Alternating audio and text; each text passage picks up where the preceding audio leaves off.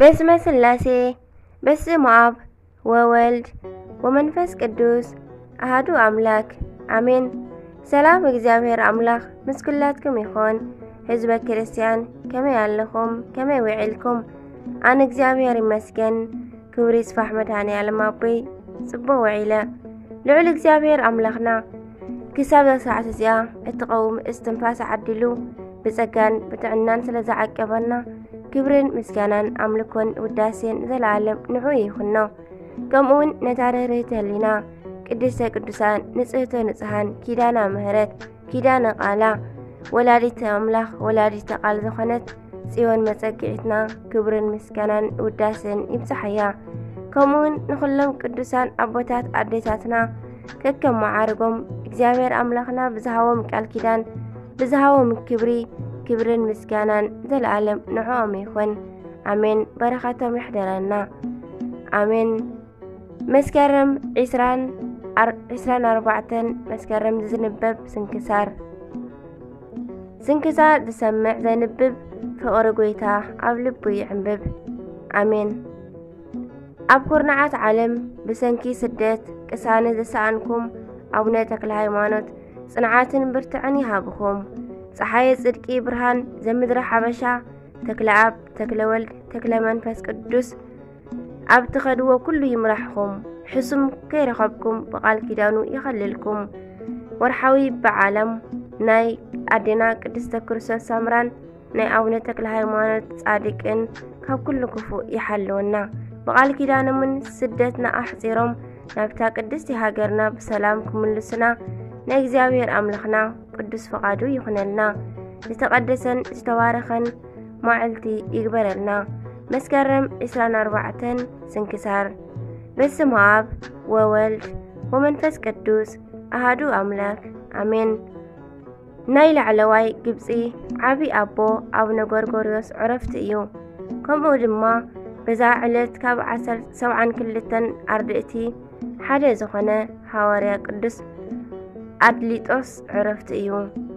ርህርህቲ ኣዴና ቅድስቲ ክርስቶስ ሳምራ ኣብ ሸዋ ክፍለ ሃገር ኣብ ቡልካ ኣውራጃ ፍሉይ ስማ ቅዱስ ጌለ ዝተባሃለት ሃገር ነበረት።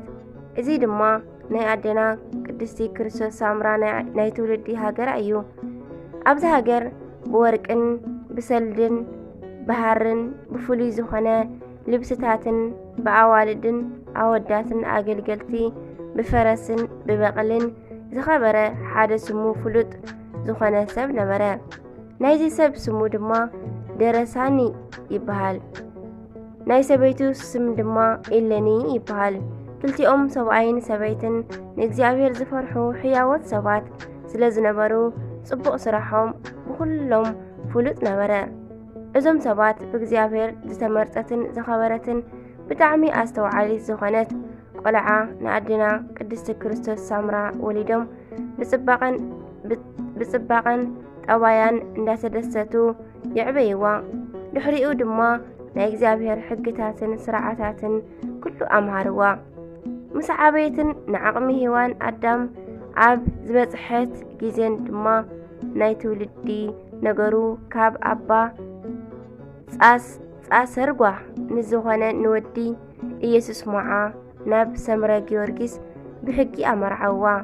እንሆ ከዓ 11 ቆልዑ ካብኡ ወሊዳ ብሕጊ እግዚአብሔር ነበረት። እንሆ ድማ ኣዴና ክርስቶስ ሳምራ ካብ ዝገበረቶ ተኣምር ክነግረኩም። ሓንቲ ካብ ኣገልገልታ እትሕርቃን እትበሳጭዋን ኣገልጋሊት ነበረት።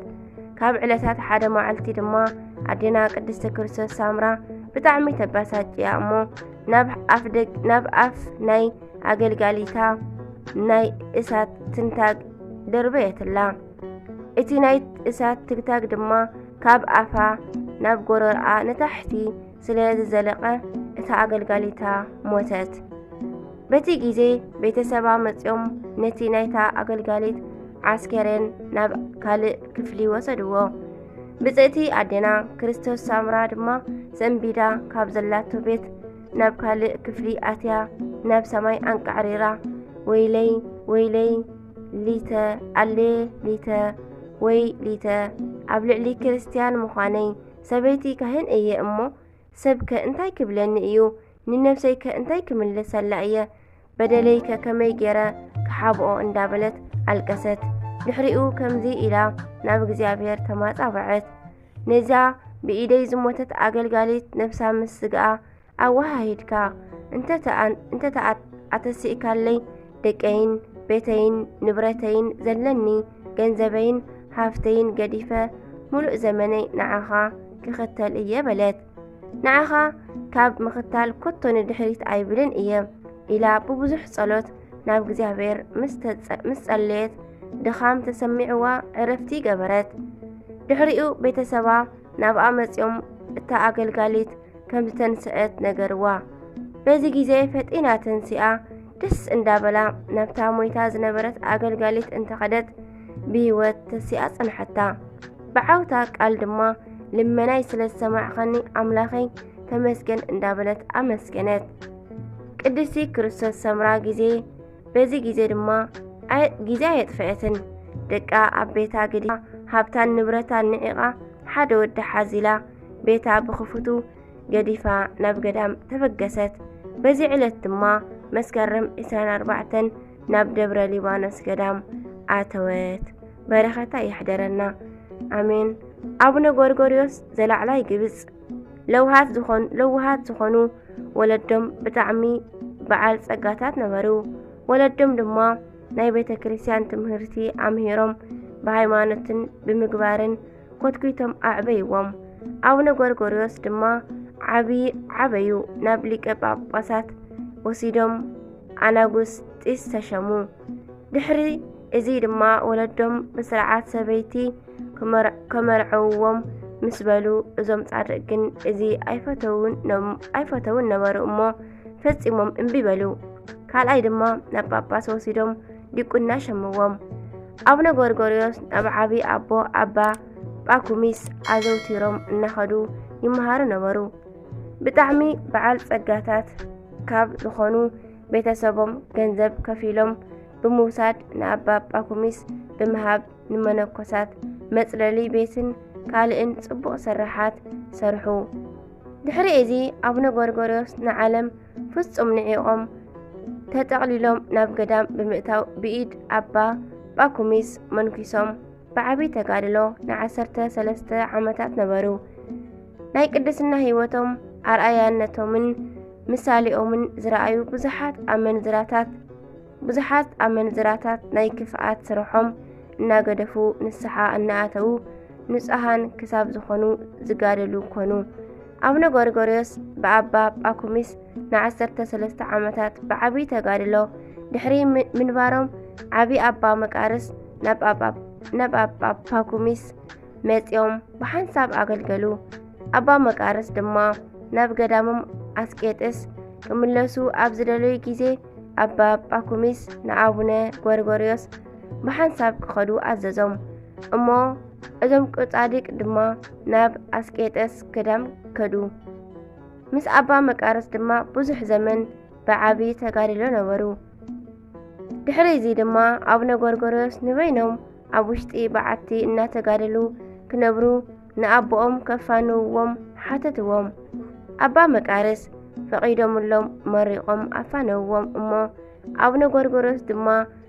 ንተጋድሎኦም ኣብ ውሽጢ በዓቲ ንምፍጻም ወፁ ኣብ ልዕሊ ጎቦ ኩዒቶም ዝቐበርዋ ኣብ ውሽጢ ሓንቲ በዓቲ ን7 ዓመታት እንዳተጋደሉ ነበሩ ኣባ መቃርስ ድማ ኣብ ዓመት 2 ግዜ ጥራሕ ኣብ ልደትን ኣብ ትንሳኤን መዓልቲ እናመጹ ይበጽሕዎም ነበሩ ንስጋኦን ደሙን ብሓንሳብ ተቐቢሎም ኣባ መቃርስ ናብ ገዳሞም ይምለሱ ኣቦና ድሕሪ 22 ዓመታት ተጋድሎኦም ጎይታና ንመልኣኹ ልኢኹ ድሕሪ 3 መዓልቲ ግዜ ዕረፍቶም ከም ዝኾነ ነገሮም እቲ መልኣኽ ድማ መጺኡ ካብ ሓላፊ ዓለም መጺኻ ናብ ዘለዓለም ህይወት ክትኣቱ ኢኻ ብሎም ኣቦና ድማ ኣብ ገዳመ ኣስቄጥስ ንዝነብሩ መነኮሳት ጸዊዑ ምስተፋነዎም ምስተመራረቑ መስከረም 24 ብሰላም ዓረፉ ናይ ኣቦና ረድኤት በረኸቶም ይሕደረና ብጸሎቶም ድማ መድኃኔ ዓለም ኣቦይ ይቕረ ይበለልና ናይ ሃዋርያ ቅዱስ ኣድሊጦስ እዚ ሃዋርያ ድማ ካብ ውሽጢ ኣቴና ዓበይቲ ምሁራን ሓደ እዩ። ንጎይታና ድማ ኣሚኑ ተኸተሎ ኣገልገሎ ድማ ኣጸናናዒ ዝኾነ ናይ መንፈስ ቅዱስ ጸጋ ኣብ በዓለ 50 ድሕሪ ምቕባሎም ናብ ብዙሕ ሃገራት ተዘዋዊሩ ንወንጌል ሰበኸ። መግኒን ናብ እትበሃል ሓንቲ ሃገር በፂሑ ኣብ ውሽጣ ንወንጌል ብምስባኽ ንብዙሓት ኣእሚኑ ኣጥመቖም። ኣገልገልቲ ኣቐሽትን ዲያቆናትን ሸመሎም እሞ ናብ ኣቴና ብምምላስ ኣብኡ ድማ ንብዙሓት ምሂሩ ምስ ኣእመነ ክፍኣት ሒዞም ብእምኒ ሃረምዎ። ጽኑዓት ብዝኾኑ ፍሉያት ስቓያት ድማ ኣሰቃይዎ። ብዙሕ ምስ ኣሰቃይዎም ድማ ኣብ መጨረሽታ ኣብ ውሽጢ ዝነድድ እቶን እሳት ኣእተውዎ። ሰማዕትነቱ በዚ ፈጺሙ ድማ ናይ ዓወት ኣኽሊል ተሰለመ። ናይ ሰማዕት ሃዋርያ ቅዱስ ኣድሊጦስ ረድኤት በረኸቱ ይሕደረና። ብጸሎቱ መድኃኔዓለም ኣቦይ ይምሓረና። ኣሜን። ይቕር ይበለልና። ኣሜን። መስከረም 24 ዝኽበሩ ዓመታዊ ናይ ቅዱሳን በዓላት ቅዱስ ጎርጎርዮስ ገዳማዊ፣ ቅድስቲ ክርስቶስ ሳምራ ናብ ደብረ ሊባኖስ ዝኣተወትሉ መዓልቲ፣ ቅዱስ ኣድሊጦስ ሃዋርያ ካብ 72 ኣርድእት፣ ኣቡነ ሰላማ። ወርሓዊ በዓላት ድማ ቅዱስ ኣቡነ ተክለ ሃይማኖት መምህረ ትሩፋት፣ ቅዱስ ቶማስ ዘመርዓስ፣ ኣቡነ ዘዮሃንስ ጻድቅ ዘክብራን፣ ቅዱስ ኣጋቢጦስ ጻድቅ ኤጲስቆጶስ፣ ቅዱስ አብላሪዮስ ዓቢ፣ 24 ካህናተ ሰማይ ሱራፊኤል፣ ቅዱስ አባ ሙሴ ጸሊም ኢትዮጵያዊ። አሜን። ፍቕሪ ዓቃልያ፣ ፍቕሪ ለዋህያ፣ ፍቕሪ ኣይትቐንእን እያ፣ ፍቕሪ ኣይትጀሃርን እያ፣ ኣይትንፈሕን እያ፣ ኣይተስተሓፍርን፣ ናታ ኣይትደልን፣ ኣይትምረርን፣ ኣይትቐየምን እያ።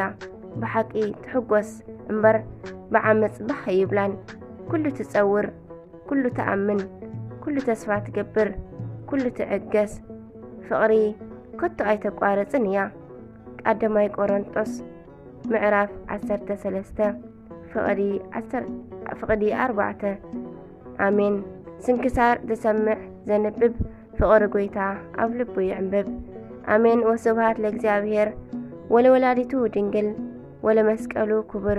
ዝወደቐ ዝነጠበ ብኣፈ ቅዱሳን ትጉሃን መላእክት ይተኣረመለይ።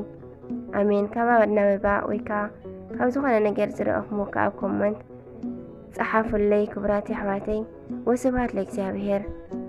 ኣሜን።